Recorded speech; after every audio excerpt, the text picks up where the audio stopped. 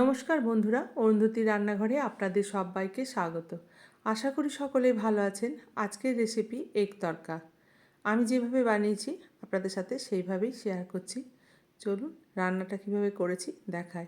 এটা কিন্তু আমরা কম বেশি সবাই বানিয়ে থাকি, আর খেতেও কিন্তু সবাই পছন্দ করি মোটামুটি।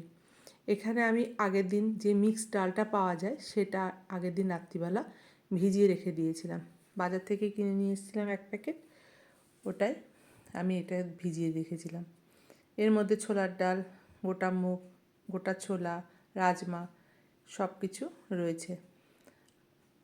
এবার আমি প্রেসার কুকারের মধ্যে ডালগুলো দিয়ে একটুখানি সেদ্ধ করে নেব। আমি 2 সিটি দিয়েই এই ডালটা পুরোপুরি সেদ্ধ হয়ে যাবে। পুরো ভর্তি হয়ে গেছে, তবে মনে হচ্ছে একটু জল লাগবে।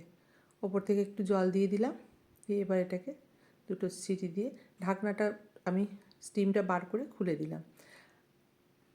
আর এখানে আমি বড় সাইজে 2 টমেটো কুচি করে নিয়েছি, ধনেপাতা কুচি করে নিয়েছি, 3টে বড় সাইজের পেঁয়াজ কুচি করে নিয়েছি, রসুন কুচি করে নিয়েছি, আর কাঁচা লঙ্কা কুচি করে নিয়েছি। আর এখানে আমি আদা রসুনের পেস্ট নিয়েছি, রসুন কুচিয়ে নিয়েছি, আর খুব কয়েকটা রসুন আদার সাথে পেস্ট করে নিয়েছি। এখানে 3টে ডিম নিয়েছি। রসুন কুচি করে দিলে পরে কিন্তু তরকার স্বাদটা অনেকটাই ভালো হয়। এখানে আমি গ্যাসের মধ্যে কড়াইটা বসিয়ে দিয়েছি, আর তারপর বেশ কিছুটা তেল দিয়ে দিই। তেলটার পরিমাণটা একটু বেশিই লাগবে এখানে, যেহেতু অনেকটাই রয়েছে। এখানে আমি 5 ফোড়ন আর শুকনো লঙ্কা দিলাম। এবার এর মধ্যে যে কাঁচা লঙ্কাটা কুচি করেছিলাম সেটাও এর মধ্যে দিয়ে দেবো। তারপরে আমি রসুন কুচিটা দিয়ে দিলাম। এই ফোড়নটা কিন্তু তরকার স্বাদটা অনেকটাই বাড়িয়ে দেবে। 5 ফোড়ন, শুকনো লঙ্কা আর রসুন, এইভাবে ফোড়ন দিয়ে তরকাটা করে দেখবেন, খেতে কিন্তু দারুণ হয়। এবার আমি পেঁয়াজটাও দিয়ে দিলাম। অনেকটাই পেঁয়াজ রয়েছে, তাই এর মধ্যে একটুখানি সামান্য নুনও অ্যাড করে দেবো।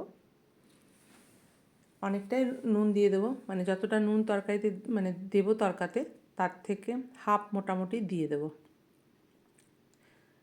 তাহলে পরে বেশ নরম, তাড়াতাড়ি পেঁয়াজটা ভাজা হয়ে যাবে। এখানে আমি বড় সাইজে 1 চামচ লবণ দিয়ে দিলাম। এবার এটাকে এখন একদম লাল হওয়া পর্যন্ত এটাকে ভেজে নেব। এটা একটুখানি ধৈর্য ধরে মশলাটা কষতে হবে, কারণ কি এই রান্নার মশলাটা কিন্তু অনেকক্ষণ ধরেই কষিয়ে তারপরে রান্নাটা করতে হবে।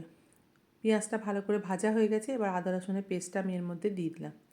আদা রসুনের পেস্টটা দিয়েও কিন্তু আমি বেশ কিছুক্ষণ নাড়াচাড়া করব, যতক্ষণ না পর্যন্ত এর কাঁচা গন্ধটা চলে যাচ্ছে।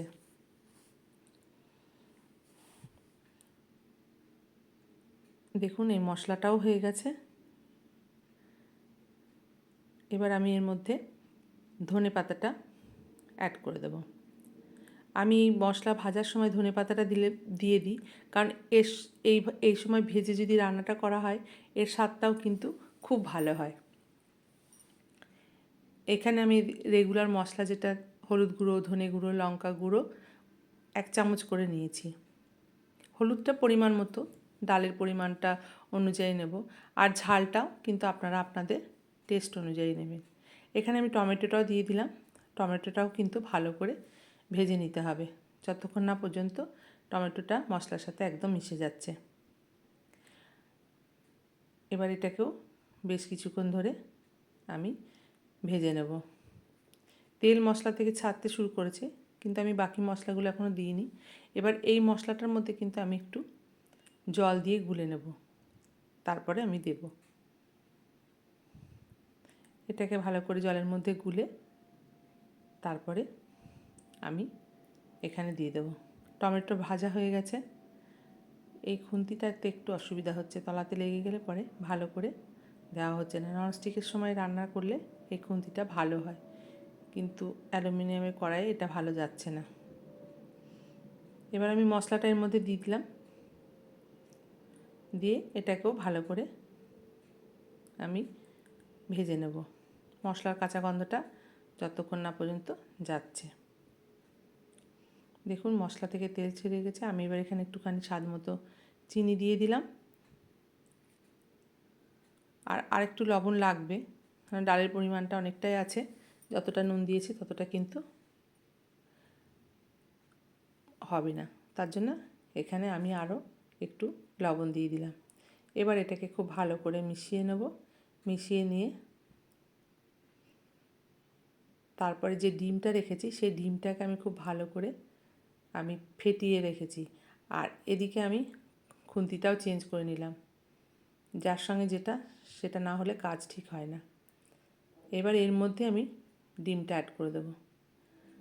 অনেকে ওপর থেকে ভেজে ডিমটা অ্যাড করে, কিন্তু আমি এই মশলার সাথেই ডিমটা অ্যাড করব। আর অনেকক্ষণ ধরে ভাজতে হবে, না ভাজলে পরে কিন্তু একটা আষ্টে গন্ধ বেরোবে।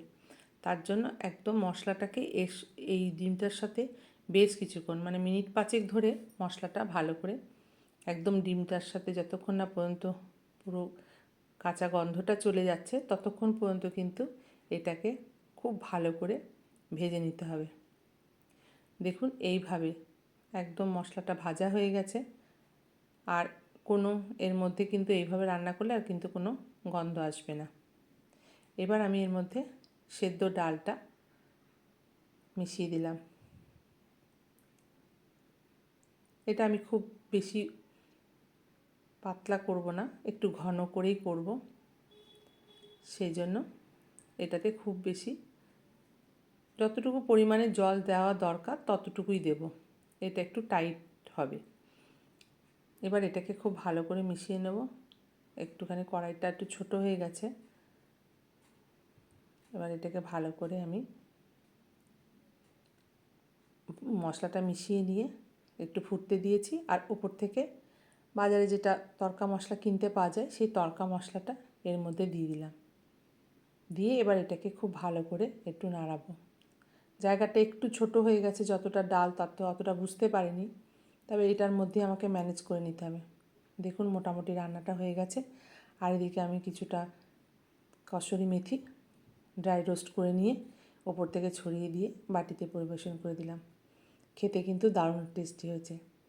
আমার ভিডিওটা যদি আপনাদের ভালো লেগে থাকে তাহলে অবশ্যই একটা লাইক, কমেন্ট, শেয়ার এবং চ্যানেলটিকে সাবস্ক্রাইব করে দেবেন।